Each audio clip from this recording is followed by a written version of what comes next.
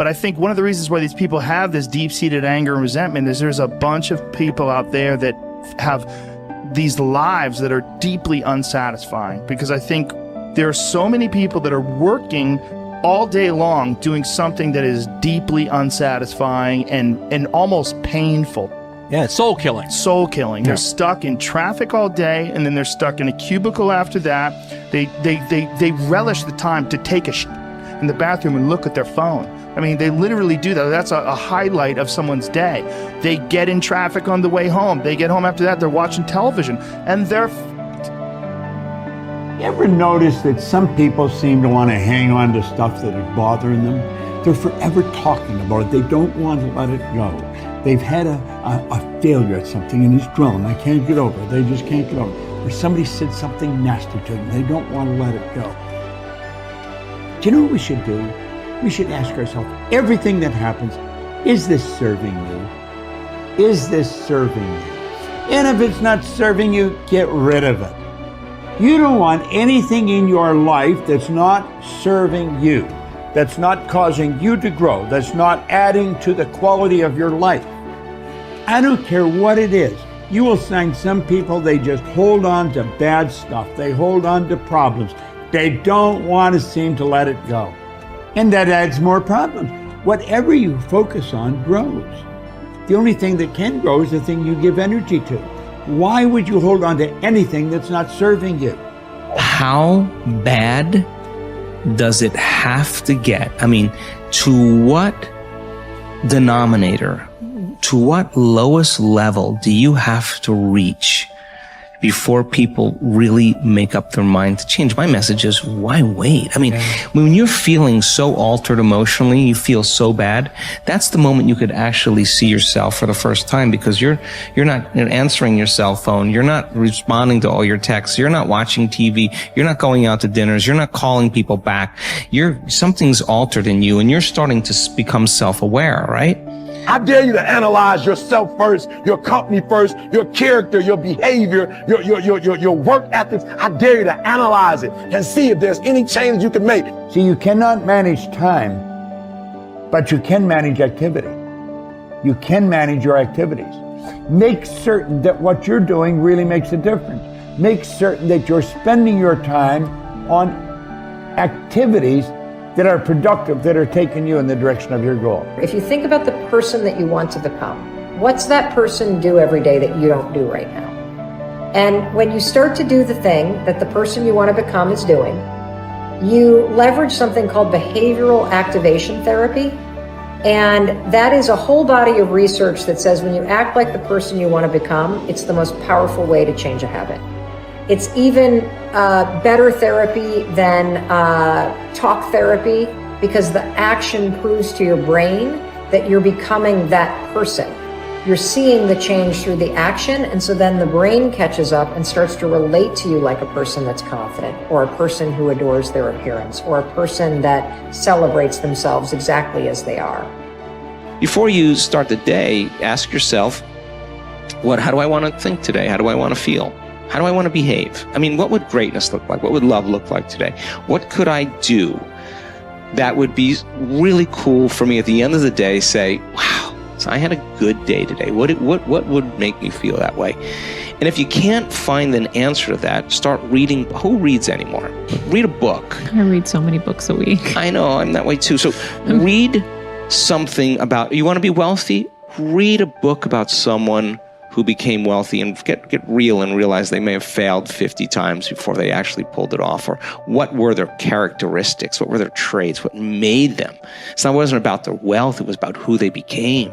That's the key, right? So fill your brain with a little knowledge, and then just start asking yourself, what's the greatest expression of myself that I can be today? And rehearse it. Rehearse how you're going to be. And then if it leads to a different choice, that's the unknown. Mm-hmm. And just know that it's not going to be predictable. It's going to be a little uncomfortable. That's where the magic happens. If you can stay relaxed and awake in the unknown, things get pretty exciting. When you're back to the known, you're back to the familiar. Don't expect anything to change in your life. And if you say it's that person or that circumstance, you defaulted and went back to the program of the victim, allowing your outer environment controlling your thoughts and feelings. If you truly do this well, This is what I discovered. If I truly feel the feelings of my future before they occur, and I live in that state, I'm no longer looking for it to happen. How could I look for it if I feel like it already has, right? So I try to stay in that state, because then I'm not separate from it. And that tends to be when the magic happens. There's no control anymore. There's no predicting. There's no perfectionism. There's none of. All there is just kind of an experiment. Like, I'm experimenting to see if I changed my thoughts and feelings, if my life will change. And that should be the experiment everybody has. And do it with curiosity, and do it with just seeing if the experiment works. If it doesn't, change something else about yourself until it starts to work. Deciding who are we going to be. You know, we shouldn't hope to end up one day a magnificent, strong, beautiful, capable, kind, loving person. We should start living like that today, hopefully, so that we become that. That who we become is not an accident, but hopefully a purposeful intent. That our days and how we approach our days are literally driven by the intention of who we're going to bring. That we bring our character into each of the circumstances of our lives, and by doing that, maybe we can't always direct every circumstance of our life. We can't control everything, but we can certainly control our responses to them. We can certainly dictate who we're going to be in those circumstances, and that helps us achieve our ultimate destiny that we desire, not one that just lands on us. I think the other thing that really comes to people's into their power is when they really discover that, you know, each of our days is something that we can also design. Not just design who you're going to be. How are you going to design your day? What's this day going to be about? What's going to get your attention? What's going to get your focus? And what should not be getting your focus is just your inbox, or just what I call browser blackout, clicking around on all these blue links or images, or swiping here and swiping there, and then losing 4 or 5 hours of your day. Because what ends up happening for so many people is they lose 2 or 3 hours to distraction each day, maybe 4 hours of distraction of television a day. And over the course of their lives, now a decade is gone of opportunity, a decade of missed opportunities to connect with your family, to achieve your dreams, to work a little harder, to contribute that thing you always contribute, to learn that skill that you wanted to learn. Like, we have to decide on our days. We have to design them. We have to wake up and decide what this day is going to be about, what's going to get done, what's going to deserve our focus, who will we reach out to, instead of just responding to everybody else's needs. Look back over your life and ask yourself, what activities, behaviors, or decisions have been most responsible for my success in life to date? You will probably find that less than 5% of the things that you have said or done have accounted for most of the success you have enjoyed.